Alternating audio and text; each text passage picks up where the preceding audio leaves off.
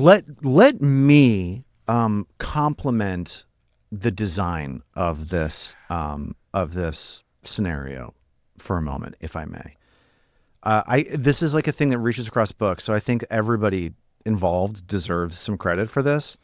Like everyone involved at the Paizo adventure team, but Stephen Radney McFarland, who wrote this module, I just want to like articulate things that are meaningful to me. The stuff that you've already said of like Nimbleoth as like a character, as an actor, as a figure with some will and some motive in the events that we're following. Belcora as a separate actor, you know, etc.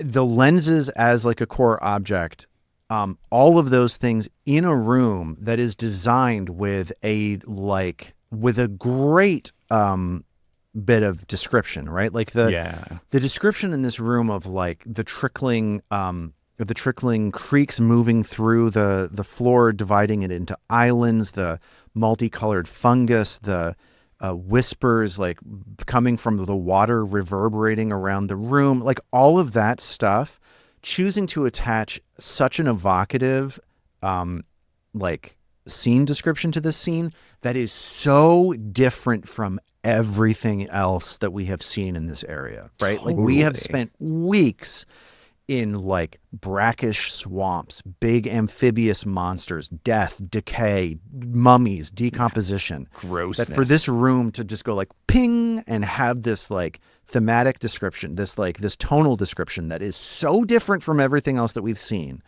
and using that to tee up such a strong set of core narrative ideas here, then to tuck it away in the back of the map so that you have to like progress through a bunch of it to get there. So you're going to have context by the time you get to this room.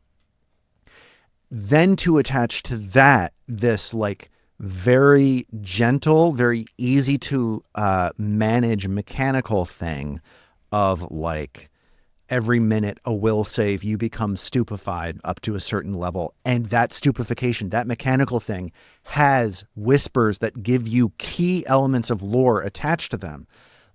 So that's one, that's all of a piece. Totally. And then two, providing a callback to a monster that players are all going to have an emotional connection to based on exposure to it on the prior floor of the dungeon, which is in another author's book.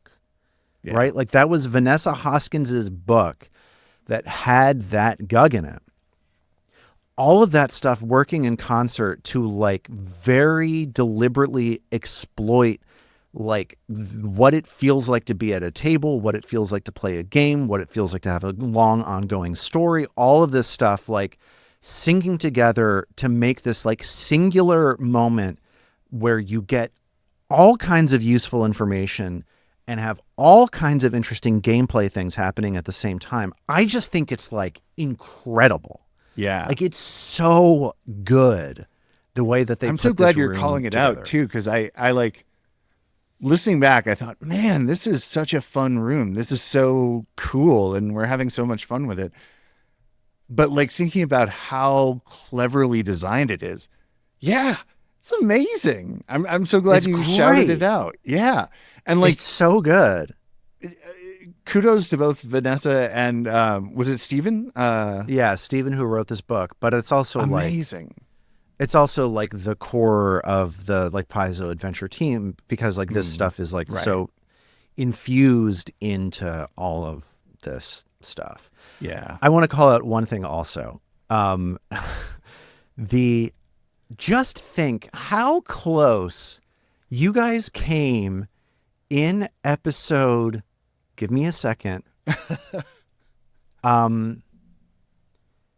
In episode 149, which was 27 episodes ago, think about how close Istin came to walking into the back door of this room and seeing all of this stuff like right off the jump.